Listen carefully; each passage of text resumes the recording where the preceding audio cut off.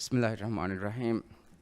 Raita Majlis Environment and Climate Change Committee Miyaharuge Devana Baddaluma Committee Gezeteri Memberuna Varaboda Marhabada Nawang Adegituru me committee Adwesama Vadanti Bevi Eheng Izeteri Memberuna Ves Varaboda Shukurda Nawang Miaduge me Baddalumaki Amige Deduhe Kuring Committee Baddal me Bavagan Argon Miaduge me Baddalum Bevuma Faskogen Kuriagenda Baddalumekang Maulu Matataka Dandavala.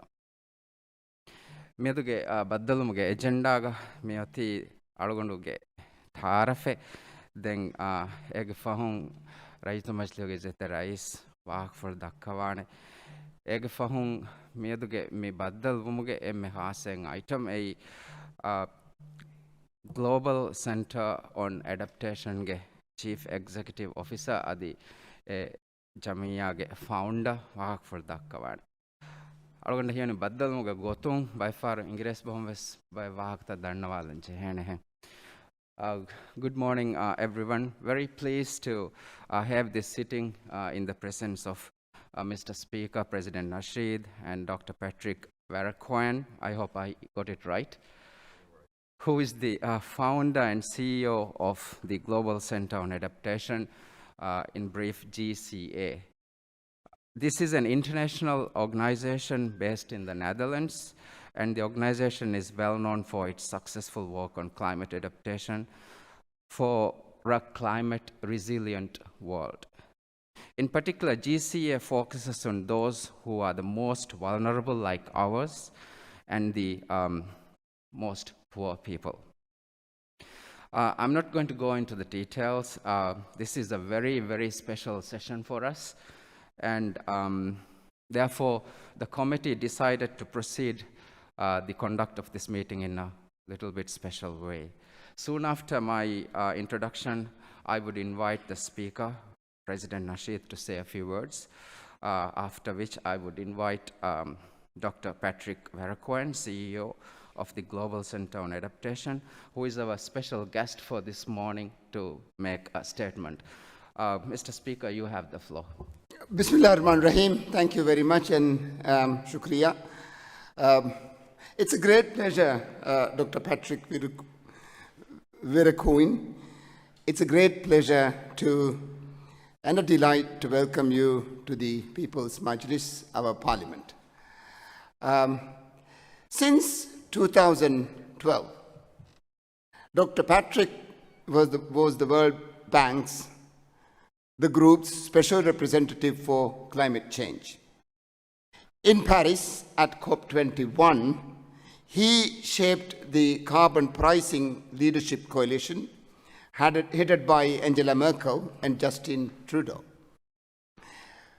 Dr. Patrick developed and managed an $800 million global investment program in forests. Since 2018, together with the head of the IMF, Bill Gates, and former UN Secretary General Ban Ki-moon, he spearheaded the Global Commission on Adaptation, which made the economic case for investment in climate adaptation. As the founding CEO of the Global Center on Adaptation, he is at the helm of the first international organization for adaptation to climate change, and it is based in Rotterdam, the Netherlands.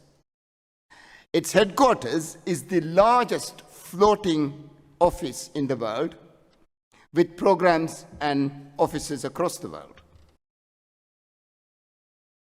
Dr. Patrick holds advanced degrees from Harvard University, Fletcher School of Law and Diplomacy, where he is the professor in sustainable development diplomacy, and he is widely published commentator on climate adaptation issues in major world publications such as the New York Times, Washington Post, The Guardian, BBC, CNN, Al Jazeera, Newsweek, and many, many others.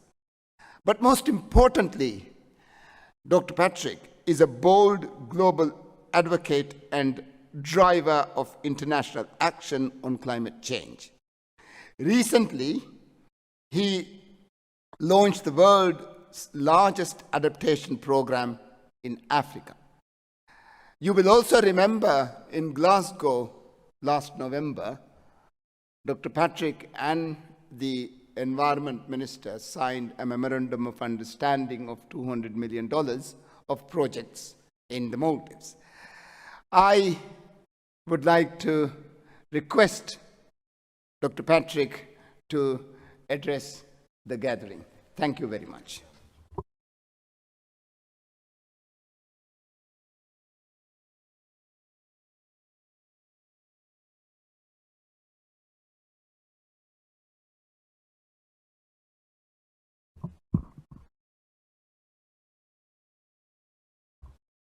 Assalamu alaikum. Honorable members, honorable ministers, presidential envoy, but particularly Mr. Speaker, President Nasheed. What a source of inspiration you are for the world. In 2009, you awoke society from a slumber, a planet sleepwalking into climate catastrophe.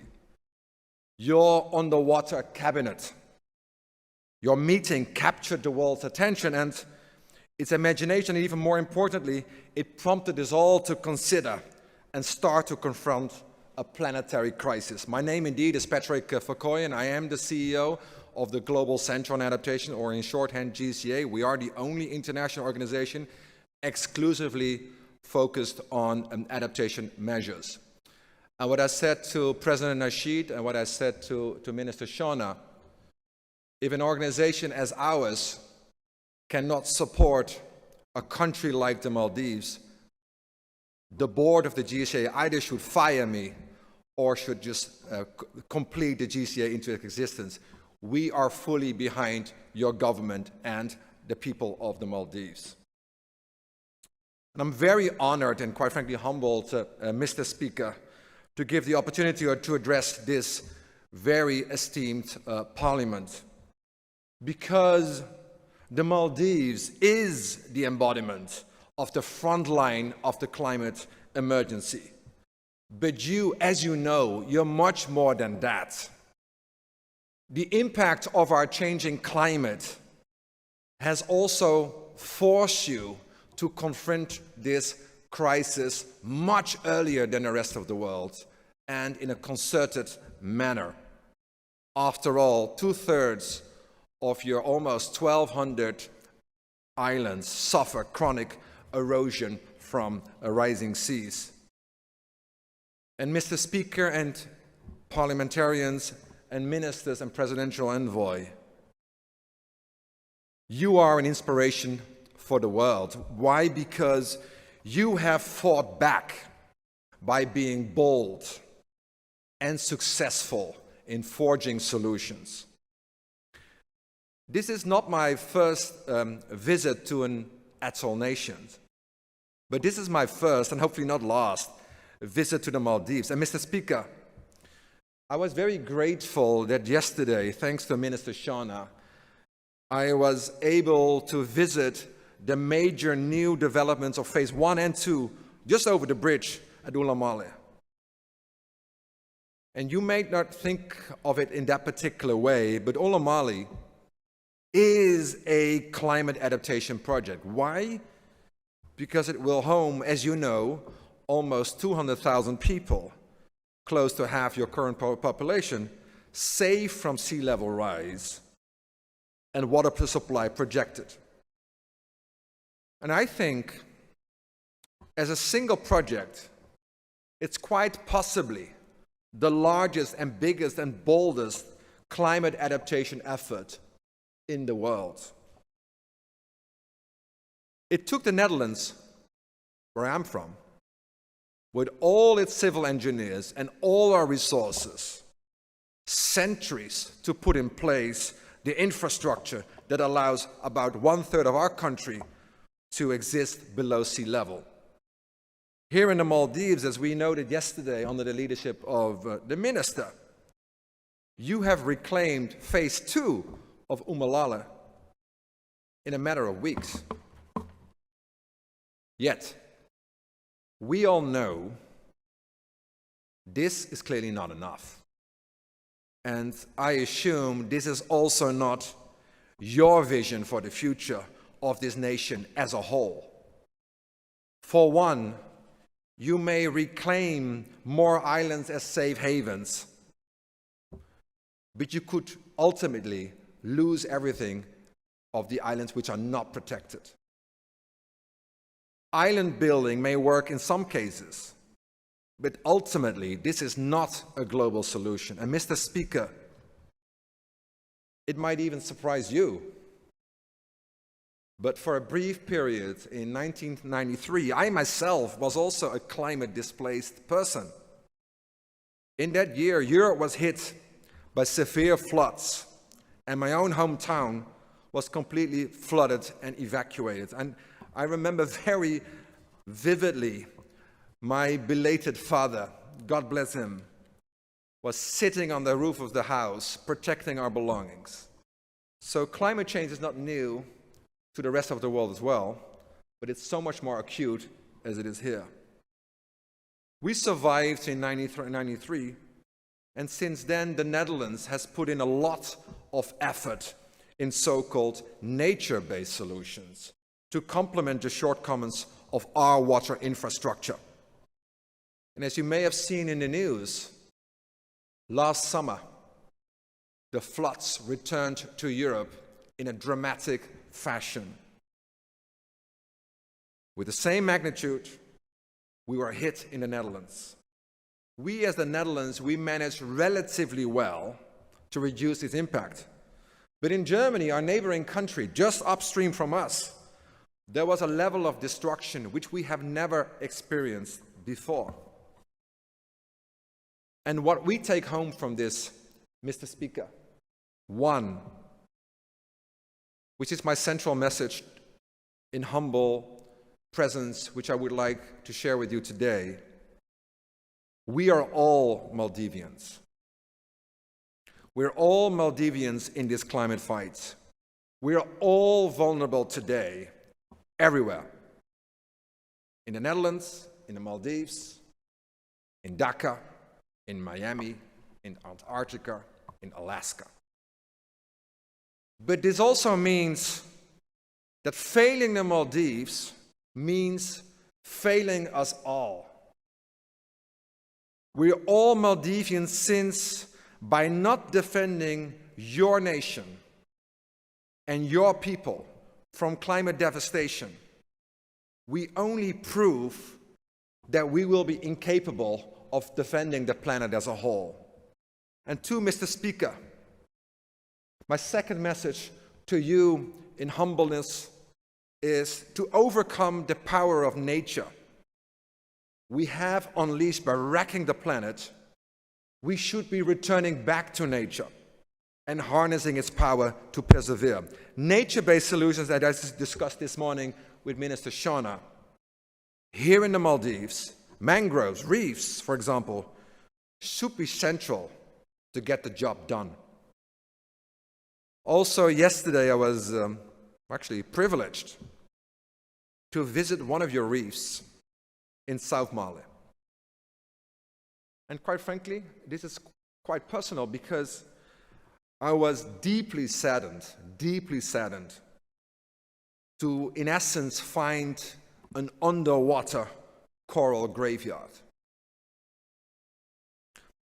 But obviously I wasn't surprised because this has become the hallmark of the global devastation of reefs happening in every ocean across the globe. And obviously I'm very aware of the solutions you have started to put forward to pioneer on coral reefs locally. But what it requires is scale. What it requires is speed. So back to the Netherlands, again, where I'm from, a tiny country in Western Europe. It is midwinter right now. And I, for one, I'm really feeling the heat in a particular way. And I'm certain you have all been feeling the heat because the IPCC confirmed just a few months ago that the world will warm to 1.5 degrees by 2030. That is 8 years from now. And this is a decade earlier than the IPCC predicted, not that recent. And back to South Asia, this massive increase in heat has been shown by the ILO to have an especially heavy toll on workers across South Asia. And if you're not already having your houses, your offices insulated like we do in the Netherlands against the cold, that will have to change, and that will have to change soon, because the heat is coming for you, and it will be nothing like what you have experienced in the past. And it's not only the air that warms, as you know, the oceans are also heating up, and that's why the 90% of all coral reefs are predicted to be dead in 2030. Fisheries, one of your traditional sectors, will also be heavily affected. And Maldives, your country, your people, will risk losing its edge as a tourist destination for many. So, Mr. Speaker, we're all living inside the eye of the storm. You, Mr. Speaker, President Nasheed, you know very well the leadership that is required to avert climate catastrophe. You yourself, after all, are the founding president of the Climate Vulnerable Forum, the CVF. You are its lead envoy on ambition, and your group clearly emerged at COP26 together with the presidential envoy. Thanks very much to your leadership and to Prime Minister Sheikh Hasina's leadership as the leading global voice for action in the UN climate negotiations. It is, above all, the CVF put the 1.5 degree target into the Paris Agreement. I have my delegation here with me today. Some of them are senior members of the CVF Secretariat, of which we are the managing partner, and they're at your disposal to drive certain actions forward in the coming days and months ahead. And Mr. Speaker, Mr. President, Speaker Nasheed, you were the brainchild of the CVF prosperity plans. These are strategies, in essence, that aim to deliver climate action while boosting economic growth, jobs, and health. Because it's a very important realization. Investing in climate, it's good for the planet, obviously, but it's also good for our economy, and it's good for our health. And in your updated NDC, under the leadership of your president, President Stolle, the Maldives, you have committed to achieve carbon neutrality by 2030. And in this very parliament, the world has been watching, has been following this closely. You have passed the Climate Emergency Act, which was a historical moment in global diplomacy and action around climate change. Mr. Speaker, the Maldives cannot save the planet from itself if others fail to follow your act. And my view is that global leadership, it has been strengthening, but at the same time, global emissions are still rising. And even if or particularly as we now raise from the ashes of the COVID crisis, the emissions are rising again. And that has to stop. So the world needs your leadership, Mr. Speaker, from you and from this House, to be shown by other parliaments across the globe. That will be vital to keeping the Maldives safe. Unfortunately, we have a specific vehicle for that. A number of you, I know, have been very actively involved in the launch of the so-called CVF Parliament platform, in where you will bring parliamentarians across the globe around this agenda. And we have within the GCA, we have a specific unit driving and supporting that particular platform, your platform. And I've discussed it with President Nasheed, with you, Mr. Speaker, that we will assign a specific international expert supporting your parliament in that particular effort. Because let us be very, very clear. Action in Maldives and action around the globe, it's a mundane thing, it's not a trivial thing. It requires finance. We can talk about action, and we talked about action this morning. We talked about access to finance. We need finance. The millions to unlock the billions to shift the trillions. Money is a must. And in 2009, Mr. Speaker, President Nasheed, when you came to Copenhagen, the world agreed to $100 billion US flowing from north to south every single year. And the world has failed to deliver that promise. It has failed the Maldives, and it has failed itself. And its repercussions are far more widespread and devastating than we expected before. Independent information, and which you also confirmed, Mr. President, that your government is already spending 50% of its national budget on climate adaptation.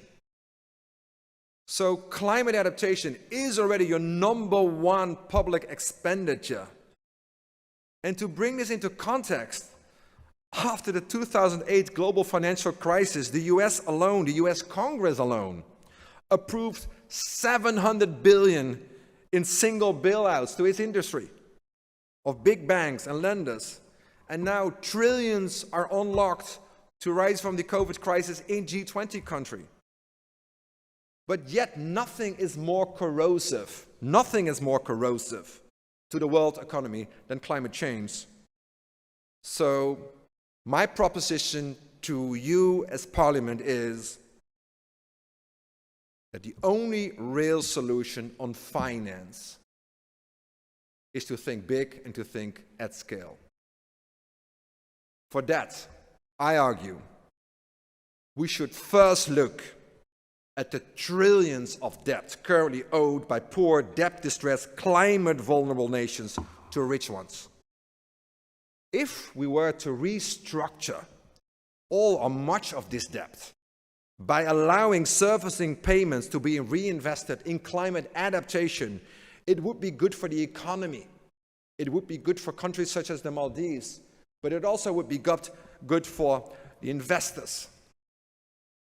And this could immediately free up much more than the $100 billion a year for nature-based and resilient investments, and creditors would be much more satisfied with better safeguards.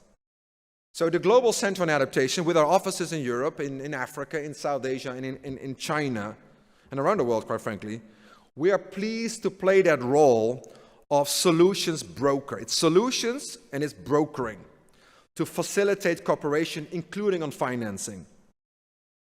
And I want to highlight one specific initiative, and President Nasheed, you already referenced it. Last year, in close collaboration with the African Union and the African Development Bank president, we launched, designed, put on the table the largest adaptation program to date, Africa Adaptation Acceleration Program. $25 billion over 5 years, 12.5 is already mobilized in one single year. Why can we not have a AAAP, as it is called, equivalent for either South Asia or for the SIDS or for both? That's the level of scale which is required, which I also would like to put into a motion for your Parliament to consider. So in the first year of the AAAP, i.e. last year, we as GCA, as a relatively new organization, we already influence over $1 billion of investment. $1 billion of investment. In what? Climate-smart agriculture, nature-based solution for infrastructure, access to finance, youth entrepreneurs, jobs. So if we can do it in Africa, we should do it in South Asia with the Maldives at its anchor. Because small islands, they desperately need, as you keep telling us, and we hear you loud and clear, you need funding for programs of your own. Mr. Speaker, you're on the water cabinet. And I heard a little bit of the backdrop story from Minister Shauna yesterday. You had to be trained to dive and how to go on the water. And there was a whole choreography behind it, of course. But what it did, it shone a light on the crisis which we face. So when we replicate the AAAP program to South Asia, we are embarking on the solutions which you require. And there's another part of the motion I want to put forward for your consideration. To think big, as you do, given you adopted the Climate Emergency Act. I also think we need, and that's Mr. Speaker, my second part of the motion, we need more moves, like from the IMF, which is happening as we speak, channeling its financing $650 billion of special drawing rights is currently under negotiation in Washington and DC into a resilience and sustainability trust. Kristalina Georgieva, who is in the board of the GCA, is very much focused to make these resources work for countries such as yours. But I think it's very important that your parliament, your government, is heavily engaged in the negotiations on the structure of these resources.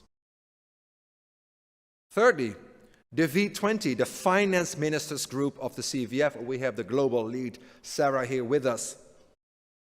It proposed guarantee schemes which could leverage $15 of climate adaptation benefits for every dollar invested in public funds. So in closing, Mr. Speaker, honorable members, honorable minister, presidential envoy, what I hope you will see the GCA as your partner of choice. What I hope is that we could develop from the beginning a very robust, mature partnership. Yes, we signed an MOU. But it's one thing to sign an MOU, it's something else to develop a work program, and it's something else to operationalize projects coming to the ground. And what I hope that you as Parliament and as government will hold us accountable to deliver. Because that's, at the end of the day, that's our reason why we're here. Because for what is important and what happens here in Maldives is relevant for the Maldives, obviously, but it's also relevant for the world. Because by joining forces under your leadership, Mr. Speaker, under the leadership of your President, we can safeguard, I'm strongly convinced of that, the future of the Maldives. I'm very positive and determined we can secure a safe and prosperous future for this great island nation. So I very much look forward to working with all of you. And in closing, I want to come back to my opening point. We are all Maldivians after all. We have to come together with your parliament, with your government, with other governments, with finance ministries, with CEOs, with cities, with institutional investors, because only together we can prevail against an existential threat like climate crisis. I thank you very much indeed. God bless you.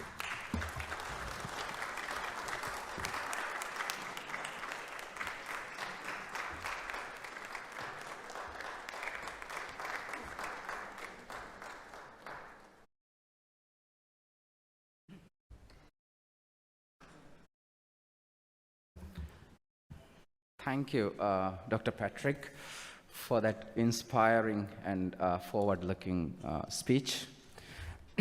And before I conclude, I'd like to highlight a few points. Yes, of course, there is no doubt that the Maldives badly needs funding, in particular for its adaptation works.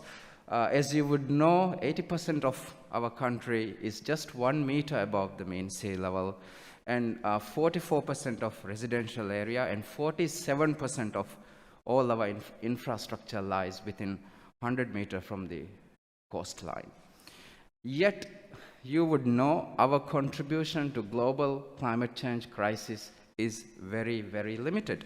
According to statistics, we emit something like 1,536.04 gigagrams of CO2 equivalent, which is, according to statistics again, just 0.0035% of the global emission, which is insignificant. We are doing everything that we can as a nation to combat the impacts of climate change. The 19th Majlis established the first ever Standing Committee on Environment and Climate Change. We are making every single effort to close the gap between policy and legislation. Pre-2019, we observed volatile environmental policy changes due to lack of enabling legal framework for climate policies. 19th Majlis coordinates very closely with the government on climate policies through enactment of enabling legislation towards adaptation and mitigation. I'd like to note the Climate Emergency Act you highlighted in your speech as well. It is adopted in 2021. The legislative framework sets the net zero target of 2030. It sets a monitoring, reporting, and a verification system for the country, climate change directorate, climate change fund, special envoy appointment, and many other important elements as well. But despite the adoption of a strong legal framework, we face several challenges. As you would know, increased intensity and frequency and predictability of extreme weather events continue. Average elevation of Maldives is just 1 meter above the mean sea level, while observed rate of sea level rise is 3.9 millimeters per year. Addressing loss and damage from climate impact is diverting our resources away from broader development and mitigation ambition. You would very clearly understand the impact on budgetary resources. Because of COVID-19 pandemic, the world clearly saw the vulnerability of Maldives. In addition to a public health crisis, our economy shrunk by 33.5% in 2021. The approved budget for 2022 was 36.9 billion. Of this, 4.2% allocated for environmental protection or adaptation in particular.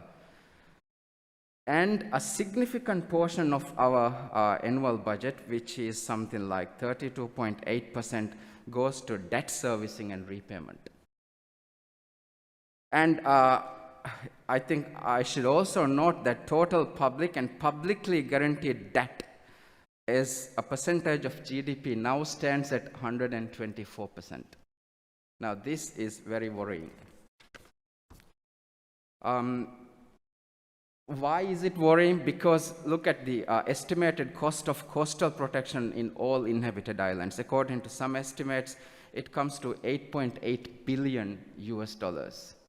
And if you go to a bank and if you look at these figures, these are not bankable projects. You would understand very clearly. And I also would like to highlight the complex procedures by donor agencies in providing funds for adaptation works. They would attach preconditions and ask us to provide scientific evidence of climate change impacts at very local levels. That is the main issue. And this makes inherently very complex in developing proposals for the banks. They would ask us to demonstrate the bankability and return on investments for coastal development projects. Something very, very wrong. If you want to get funds approved for a shore protection works from a bank, it would take at least 10 to 15 years. So these challenges makes things very, very difficult for us. As a result, our adaptation plans remains largely unfunded. The government of Maldives, under the leadership of His Excellency President Ibrahim Mohamed Saleh, is working very hard to address the funding gap to fulfill both global commitments and urgent adaptation works for the islands. There is no inhabited island that is not experiencing abnormal coastal erosion. I applaud the work of the President and our Environment Minister, whose work is noteworthy, but I must say that clear policies and bold targets are not enough to address the issue. We need funding. We badly need funding. I note with gratitude the hard work you are doing to mobilize $200 million through climate adaptation projects for the people of the Maldives through an MOU that was signed during the last COP. Dr. Patrick, I know with your decades of diplomatic experience, working in multilateral institutions and working closely with world leaders, you are in an excellent position to help the Maldives to mobilize the much needed resources. The idea of accelerated adaptation funding program for SIDS is very, very welcoming. We, the members of the parliament, assure you that we will do what it takes to make it happen. We've listened to your proposal very carefully. I will take your proposal to the committee. We will deliberate on it, and we will report back to the plenary.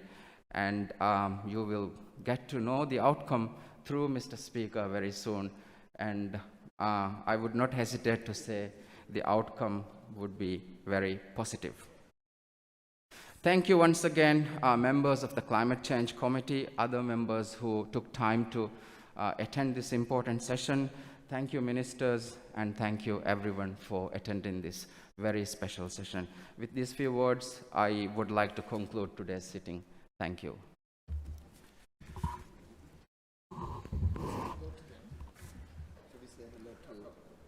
I didn't know Sabra was around. Please come.